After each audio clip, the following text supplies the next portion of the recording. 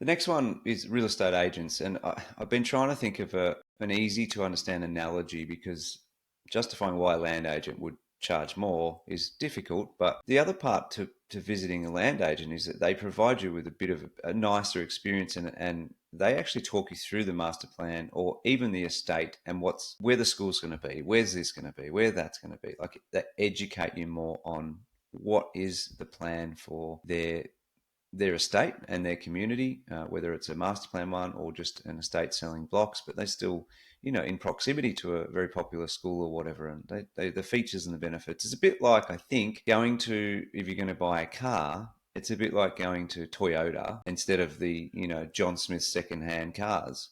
Do you know what I mean? Like you go to Toyota and they still sell secondhand cars, but you just feel like that little bit more, like you get a bit more value and a bit more trust and whatever in who you're talking to there, and yeah, Nicer experience, etc.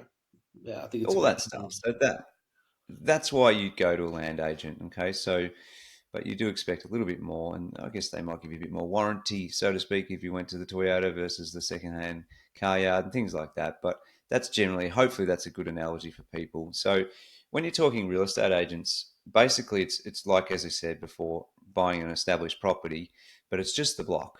Okay, so John Smith owns the block. He's listed the block through a real estate agent and got them on board. And the real estate agents these days, a lot of them have a whole bunch of blocks available for sale. And again, it's the same. It is the negotiation up or down. Okay, that's different to the land agents. It can come down a little bit, sure, but they're not going to go and say, "Well, it's 410 instead of 400 because we feel like it."